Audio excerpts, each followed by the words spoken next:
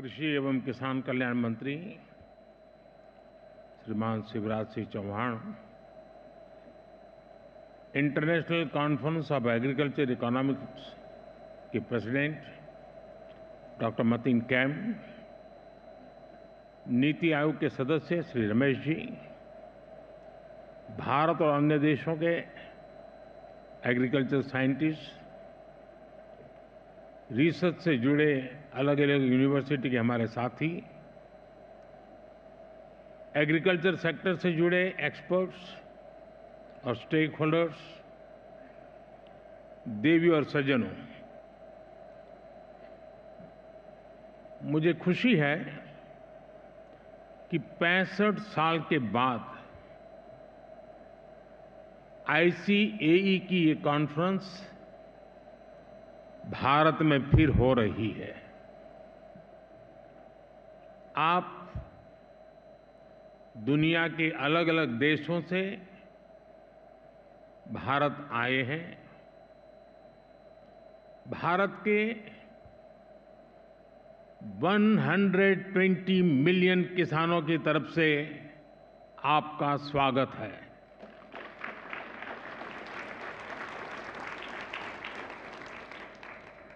भारत की 30 मिलियन से ज्यादा महिला किसानों की तरफ से आपका स्वागत है।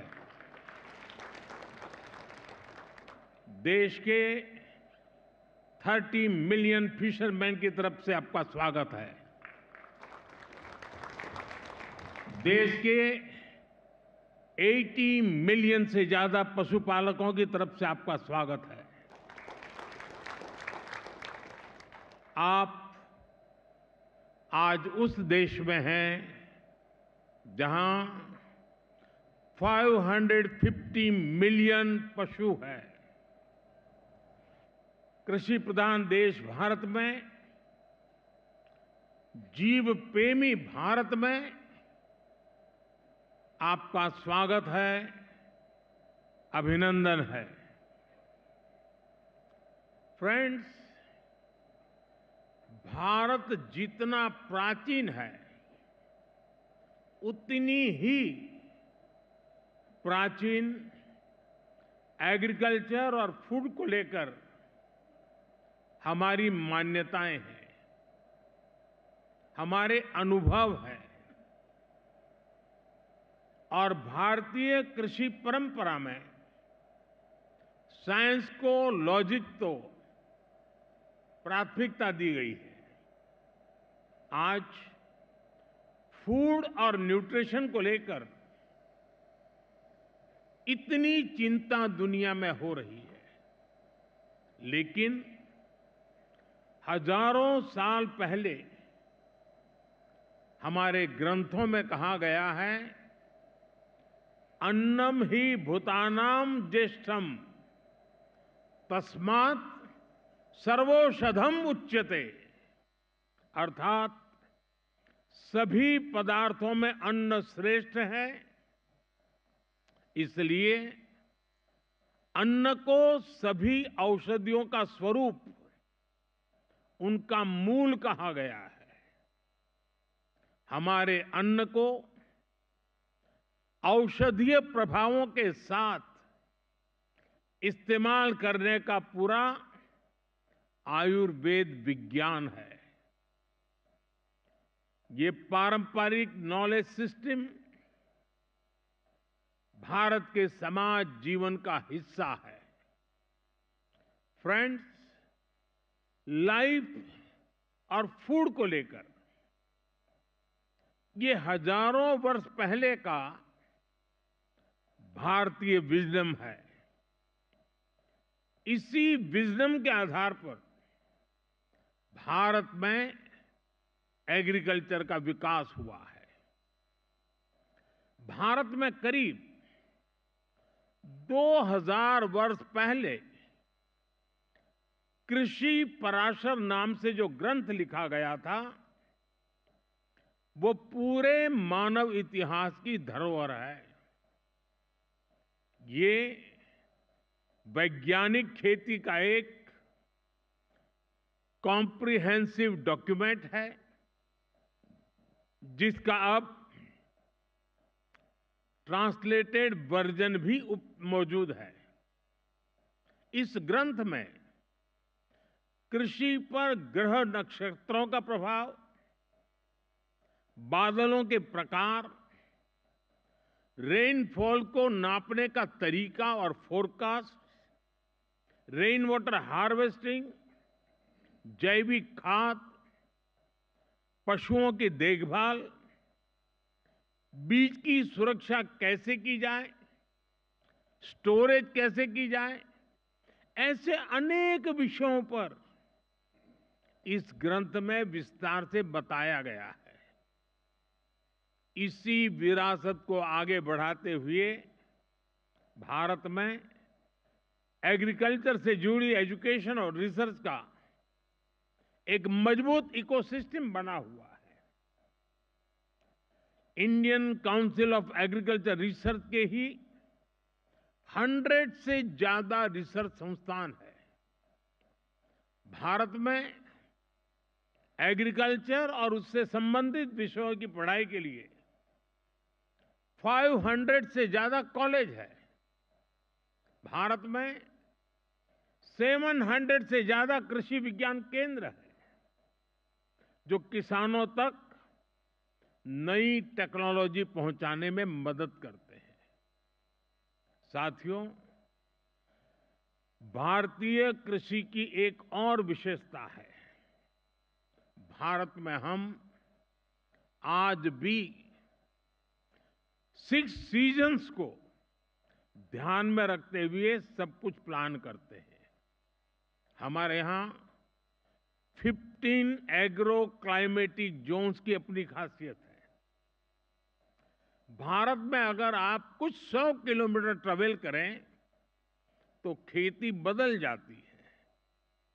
मैदानों की खेती अलग है, हिमालय की खेती अलग है, डेजर्ट ड्राई डेजर्ट की खेती अलग है, जहां पानी कम होता है वहां की खेती अलग है, और कोस्टल बेल्ट की खेती अलग है।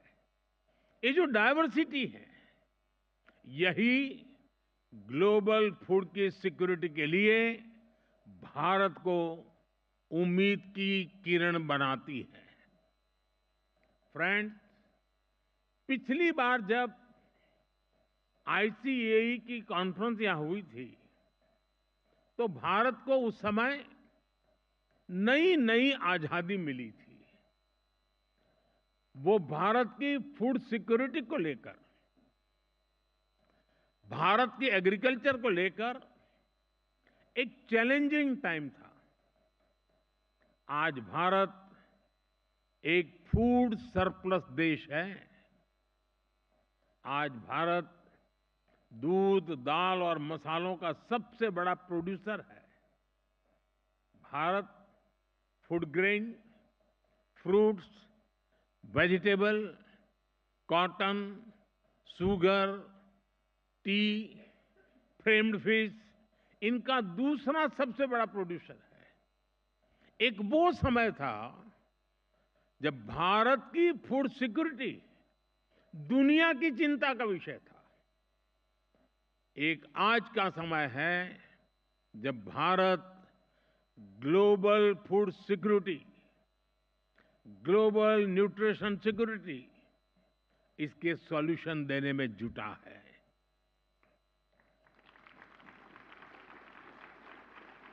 इसलिए फूड सिस्टम ट्रांसफॉर्मेशन जैसे विषय को डिस्कस करने के लिए भारत के अनुभव बहुमूल्य है। इसका बहुत बड़ा लाभ विशेषकर ग्लोबल साउथ को मिलना तय है। साथियों, विश्व बंधु के तौर पर भारत मानवता के कल्याण को सर्वोपरि रखता है। G20 के दौरान भारत ने वन अर्थ, वन फैमिली और वन फ्यूचर का विजन सामने रखा था। भारत ने एनवायरनमेंट को बचाने के लिए लाइफस्टाइल यानी मिशन लाइफ का भी मंत्र दिया। भारत ने one earth, one health initiative भी शुरू किया।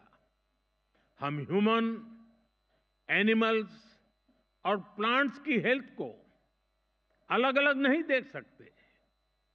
सस्टेनेबल एग्रीकल्चर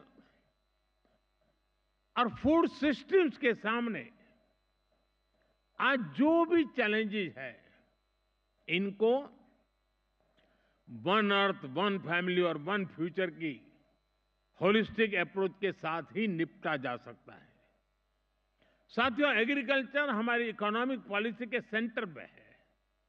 हमारे यहां करीब 90% परिवार ऐसे हैं जिनके पास बहुत कम जमीन है। ये छोटे किसान ही भारत की फूड सिक्योरिटी की सबसे बड़ी ताकत है। यही स्थिति एशिया के कई विकासशील देशों में है। इसलिए भारत का मॉडल कई देशों के काम आ सकता है। जैसे एक उदाहरण के लिए सस्टेनेबल फार्मिंग का। भारत में हम बड़े पैमाने पर केमिकल फ्री नेचुरल फार्मिंग को प्रमोट कर रहे हैं। इसके काफी अच्छे रिजल्ट देखने को मिले हैं। इस साल के बजट में भी बहुत बड़ा फोकस सस्टेनेबल फार्मिंग और क्लाइमेट रेजिलिएंट फार्मिंग पर है। हम अपने किसानों को सपोर्ट करने के लिए एक पूरा इकोसिस्टम डेवलप कर रहे हैं। भारत का बहुत जोर क्लाइमेट रेजिलिएंट क्रॉप से जुड़ी रिसर्च एंड डेवलपमेंट पर है। बीते 10 सालों में हमने करीब 1900 नई क्लाइमेट रेजिलिएंट वैरायटी अपने किसानों को दी है। इसका लाभ भारत के किसानों को भी मिल रहा है। हमारे यहां राइस की कुछ वैरायटीज ऐसी भी है जिनको ट्रेडिशनल वैरायटीज के मुकाबले 25% कम पानी चाहिए।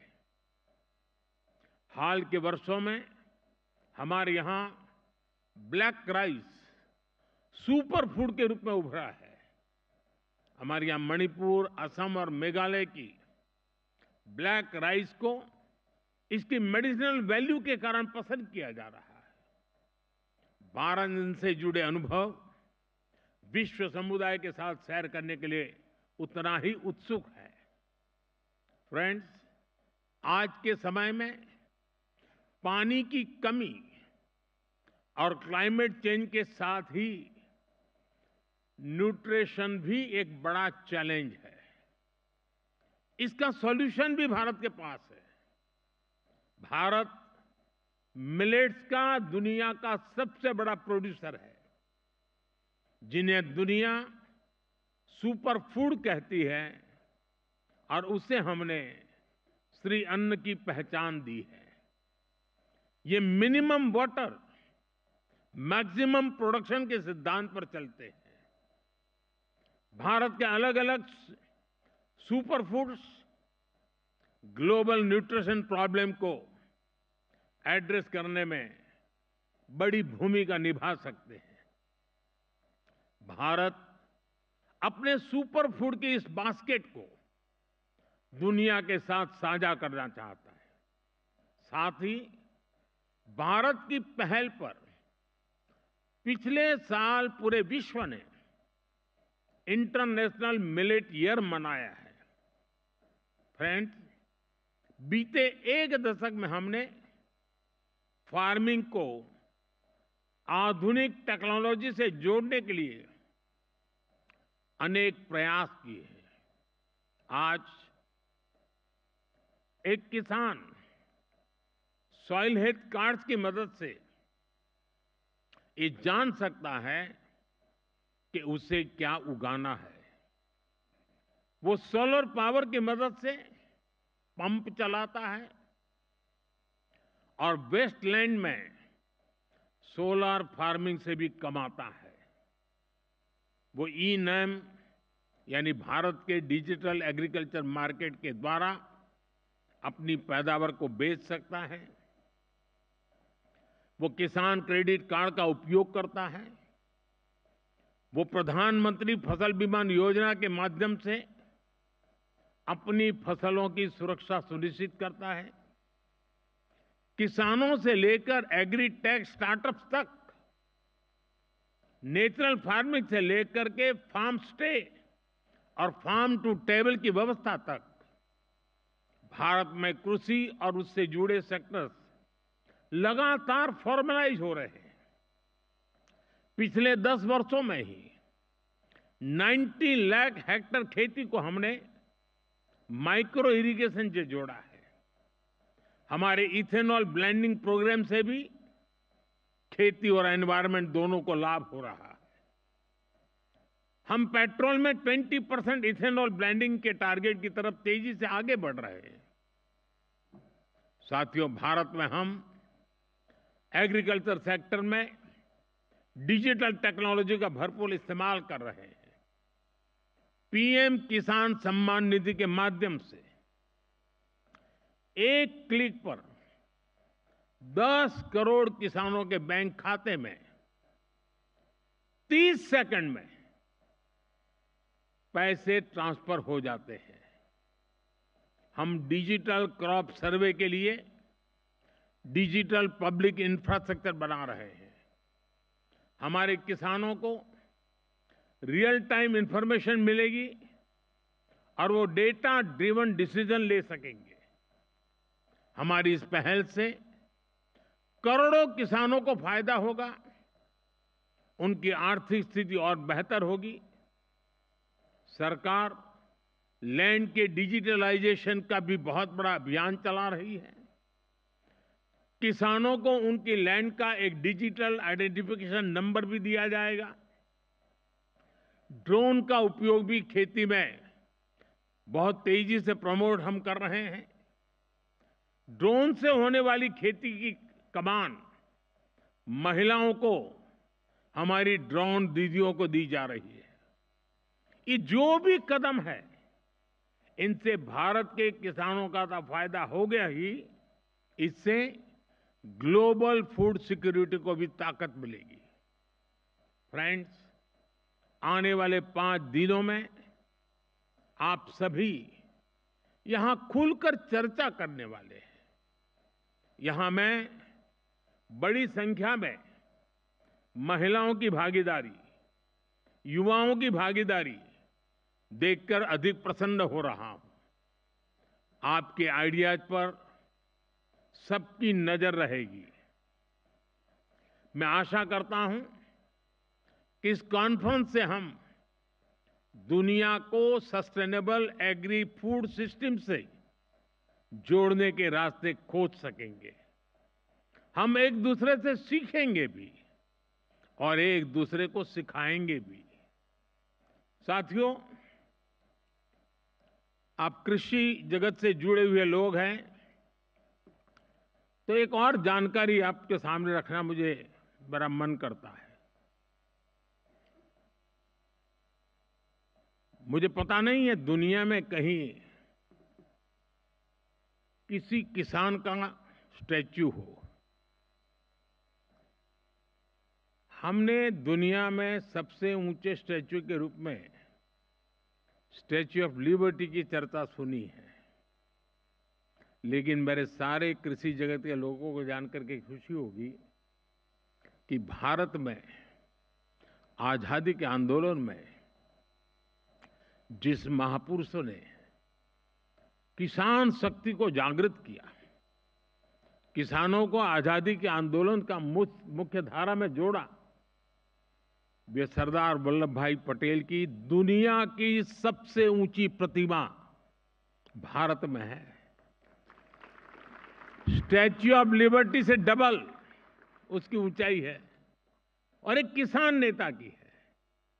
और दूसरी विशेषता है कि ये जो स्टैच्यू बनाया गया है, तो भारत के 600,000 6 लाख गांवों से हर गांव में किसानों को कहा गया कि आप खेत में जिस लोहे के औजार का उपयोग करते हैं, वैसा अपने खेत में उपयोग किए हुए औजार का टुकड़ा हमें दीजिए।